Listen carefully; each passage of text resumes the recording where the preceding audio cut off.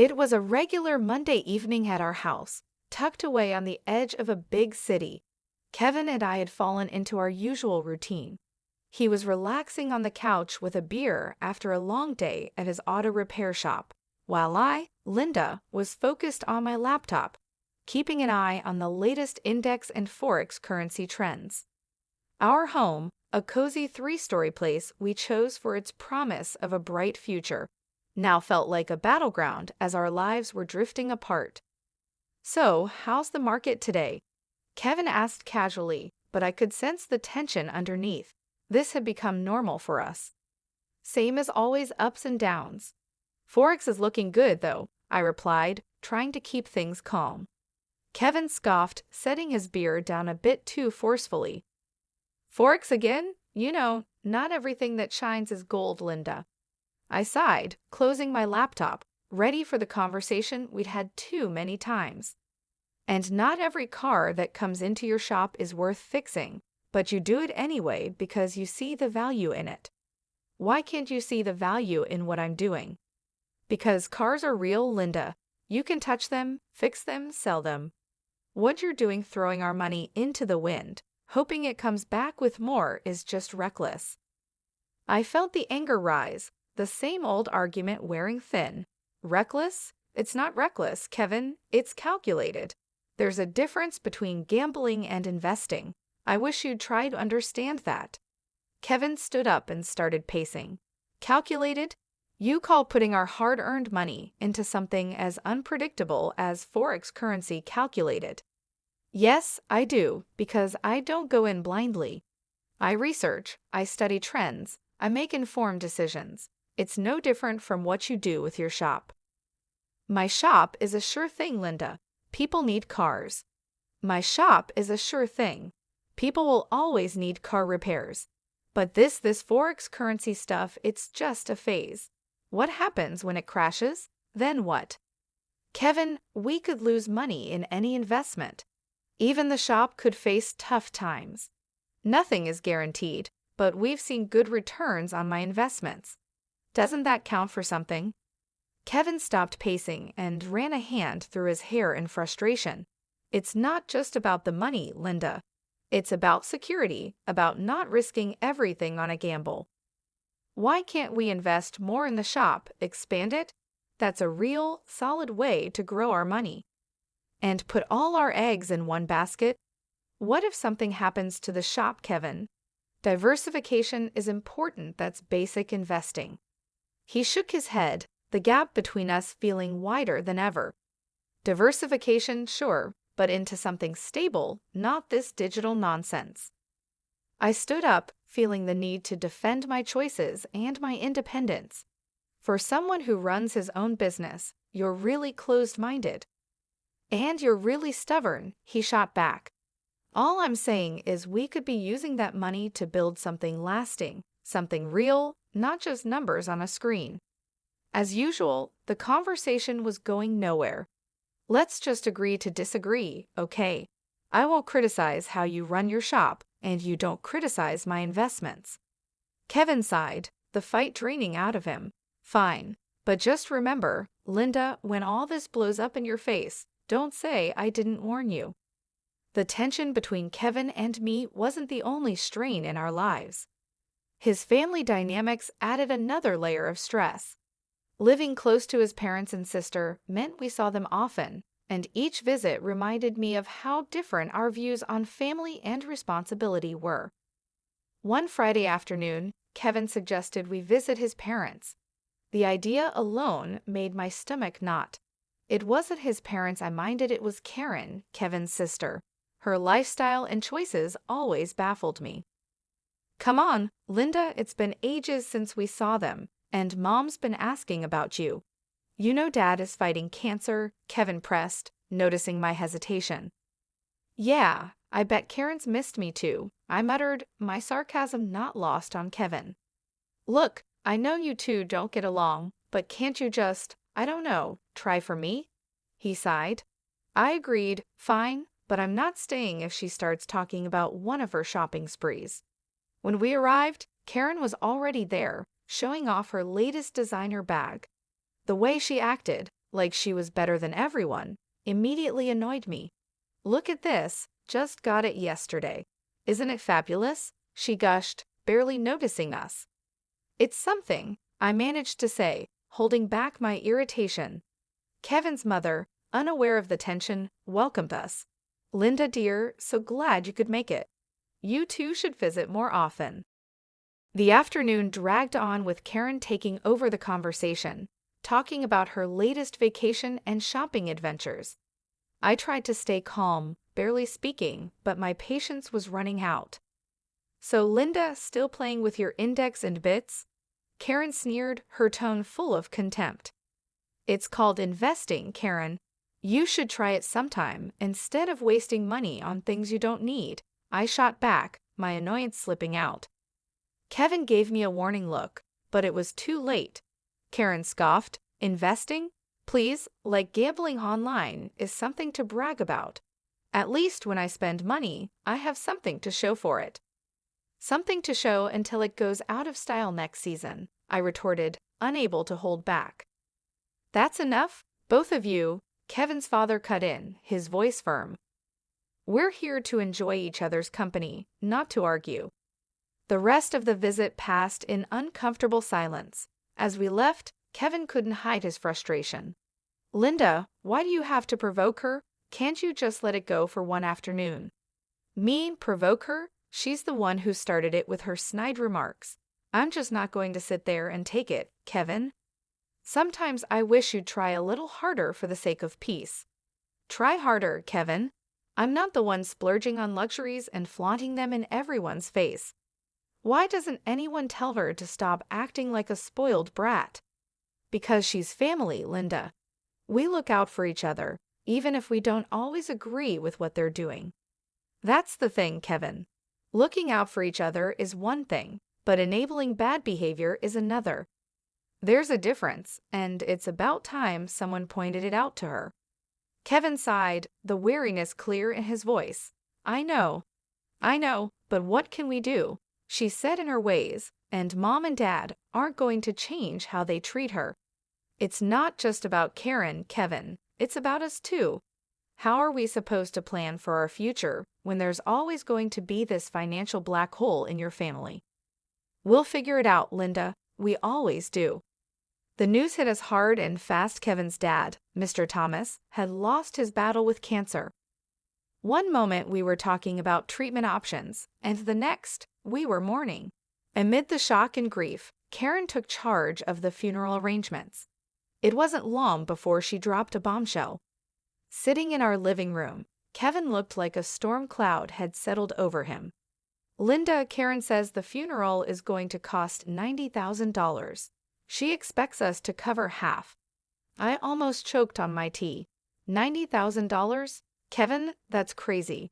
Are we paying for a funeral or a royal wedding? Kevin's face darkened, his eyes narrowing. "Now's not the time, Linda. This isn't about the money.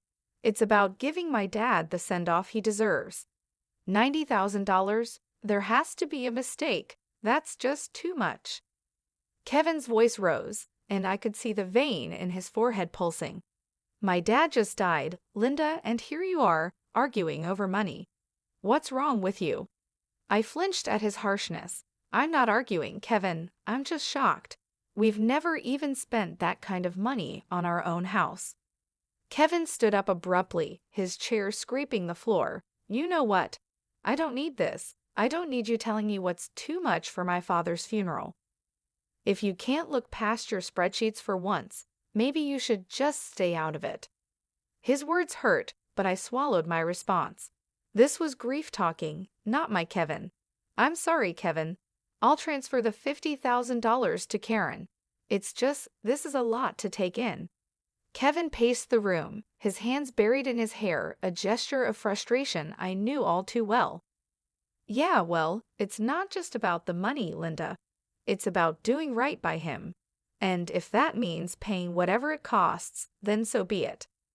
When I confirmed the transfer to Karen, Kevin barely acknowledged it. He seemed lost in his own world of grief and anger. The distance between us felt immense, even though we were just a few feet apart in our living room. Walking into the funeral agency, I felt the weight of the world on my shoulders. The past few days had been a blur of grief and confusion, but nothing could have prepared me for what I was about to find out. "I'm here for Mr. Thomas's funeral," I told the woman behind the counter, trying to keep my voice steady. She looked up from her computer with an apologetic expression. "I'm sorry, ma'am, but you're a day late. Mr. Thomas was cremated yesterday." My heart stopped. What? But I was told the funeral was today. She shook her head gently, her eyes full of sympathy. "The family requested to move the date forward. I'm very sorry for your loss and the confusion." I stood there in shock, my mind racing. How could Kevin not tell me? Why was I kept in the dark about such an important change? Fuming, I dialed Kevin's number, my fingers shaking with anger and disbelief. "Kevin, why didn't you tell me the funeral was moved? I just showed up like a fool, only to find out I missed everything." Kevin's voice was cold and distant. "Because I didn't think you cared, Linda. All you've done is complain about the costs and question every decision. Why would I think you'd want to be there? Because he was my father-in-law, because I'm your wife. How could you just leave me out like that?" My voice cracked, a mix of hurt and fury. "Well, maybe not for long," he shot back, and I could hear the bitterness in his voice. "What's that supposed to mean?" I demanded, my heart sinking. "I'm done, Linda. I can't do this anymore. I can't be with someone who's so indifferent. You care more about your bitcoins and index than this family. I've got the divorce papers ready." His words hit me like a slap in the face. Divorce? Was he serious? You're kidding, right? Over this? "Kevin, we can talk about it. We can work things out." "No, Linda. It's too late. The house is going up for sale. We'll split everything and go our separate ways." That was it. I was speechless, the reality crashing down on me. This wasn't happening, it couldn't be. Stunned, I wandered back to the parking lot, feeling lost. As I was heading back to my car, I saw Karen pulling in, driving a brand new luxury car. The sight of it made my blood boil. "Nice car, Karen. Where'd you get the money for this inheritance?" I asked, trying to keep my voice steady. Her smile didn't reach her eyes as she casually tossed her hair back. "Yeah, something like that. Dad left me a little something." The way she talked about her father while carrying shopping bags, without a hint of sadness, was infuriating. "A little something, huh? Looks like morning is treating you pretty well." Karen's smile faded, replaced by a smirk. "Well, we all grieve in our own ways, don't we? Some of us invest in index, and some of us in cars." I clenched my fists, the unfairness of it all burning inside me. This was all wrong. Kevin and I were falling apart, and here was Karen, benefiting from the chaos. "Enjoy the car, Karen. Looks like it cost a pretty penny, or should I say, a pretty dollar." She laughed, a hollow sound that echoed in the empty parking lot. "Oh, Linda, always so worried about money. Don't worry, it's all been taken care of." I watched her walk away, her laughter lingering in the air. The man I loved wanted nothing to do with me, and the family I had tried to be a part of was showing their true colors. The days after the funeral felt like I was walking through a thick fog of disbelief and betrayal. The weight of the divorce papers in my bag felt like a heavy burden, a constant reminder of my crumbling marriage. But the sight of Karen's new luxury car planted a seed of suspicion that I couldn't ignore. Determined to find out what was really going on, I decided to visit the funeral home, hoping to uncover some answers. Walking into the funeral home, a mix of suspicion and determination fueled my steps. It felt surreal being there under these circumstances, but I needed answers. The place was quiet, the air filled with a solemn stillness that matched its purpose. At the reception desk, I saw a familiar face, Joyce, a classmate from high school. It was unexpected to see her there. "Joyce," I exclaimed, a bit too loudly for the setting. "I didn't know you worked here." She looked up, surprise crossing her face before she recognized me. "Linda? Wow, it's been ages. What brings you here? Is there something I can help with?" I took a deep breath, preparing myself for the conversation ahead. Yeah, actually, it's about my father-in-law's funeral. I've heard my father-in-law's funeral was arranged here, I said. Joyce's expression became professional, but I could see a hint of curiosity in her eyes. Sure, let me pull up the details. Give me a sec. As she typed, I fidgeted, the weight of the situation pressing down on me. When she found the record, her brows furrowed. Okay, here it is. The service was pretty standard. Cremation was requested, keeping things simple. The total came to $10,000. My heart sank. $10,000? But that's not what we were told. We paid $90,000, or at least, we were led to believe that's what it cost. Joyce paused, her face filled with concern. That's a huge difference. It was Karen who handled the arrangements, right? Everything here is billed at $10,000, no more. The pieces were starting to fit together, forming a picture I didn't want to see. Can you print me a copy of that bill? I need proof. Sure thing, Joyce said, her tone sympathetic. She quickly printed out a copy and handed it to me. Holding the paper, it felt like I had just found a key piece of a puzzle that could unravel a bigger deception. Thanks, Joyce. I need to sort this out. Armed with the printout from the funeral home, my next step was confronting the family, especially Karen. The air felt heavy as I drove to my mother-in-law's house, where I knew they'd all be gathered, probably discussing the estate and the aftermath of the funeral. My stomach churned with a mix of dread and determination. When I arrived, the house was eerily quiet. I hesitated at the door, gathering my courage before stepping inside. The sound of my footsteps echoed through the hallway, announcing my arrival. In the living room, Kevin, Karen, and my mother-in-law were seated, looking like a picture of mourning that was about to be shattered.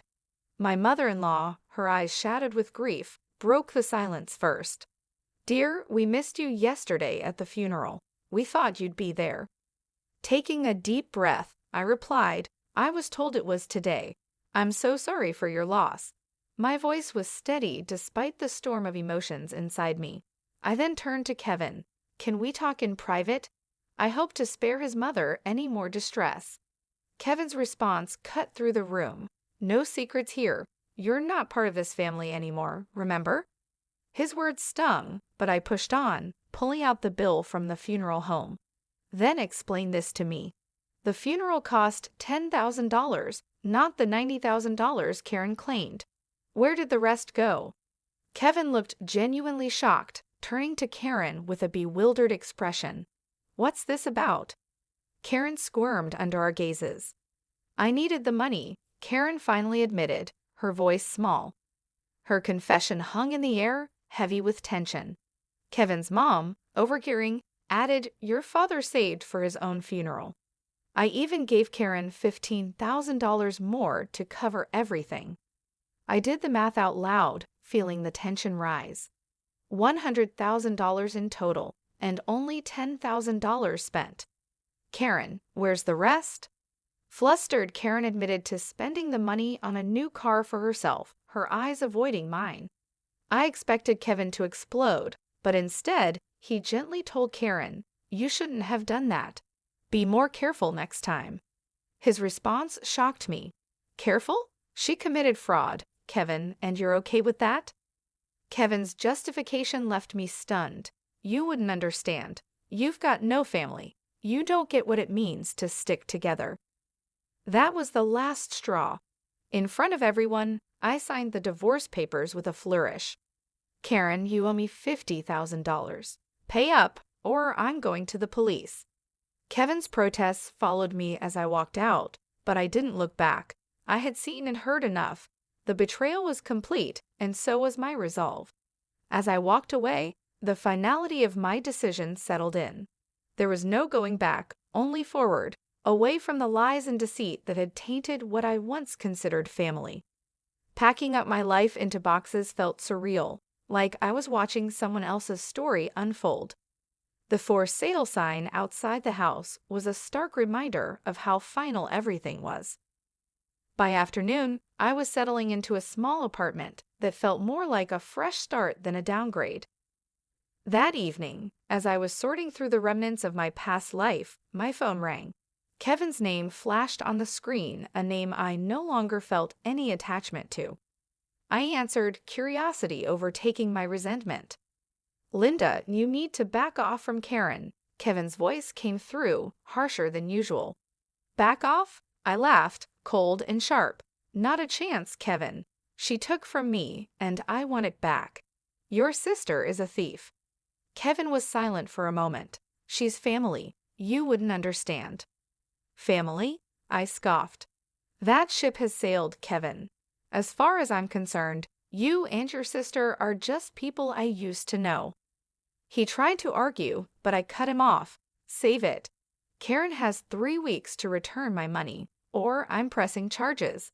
And you stay out of it. You're nothing to me now."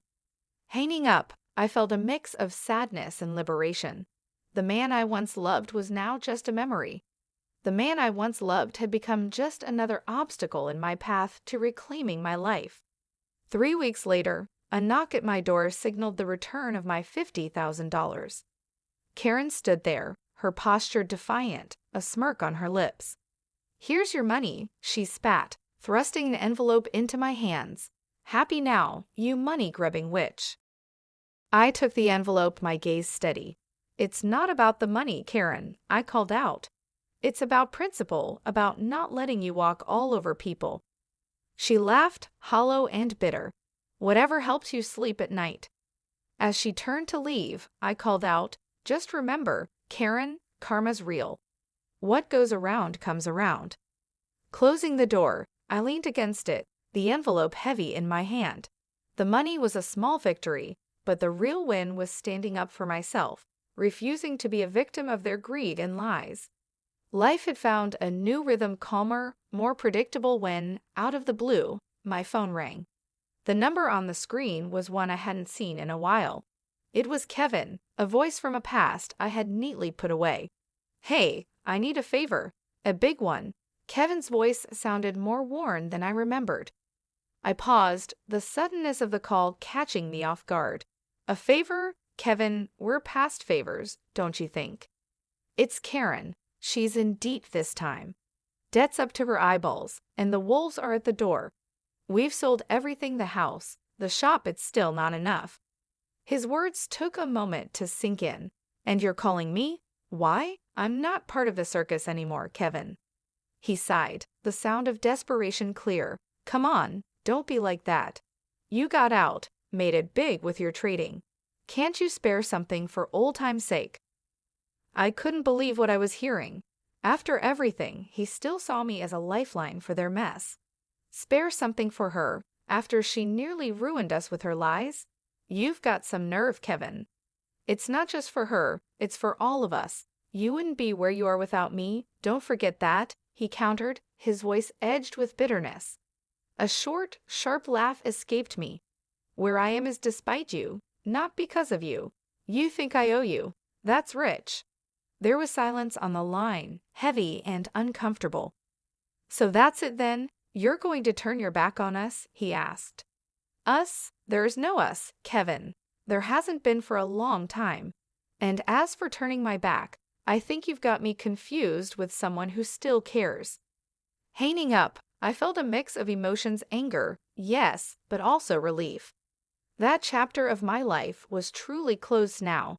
Sitting in the living room of my new house, a place that finally felt like home, I knew I was ready to move on. I had earned with my hard work and determination. I realized how far I had come. This was my sanctuary, built not on lies and manipulation,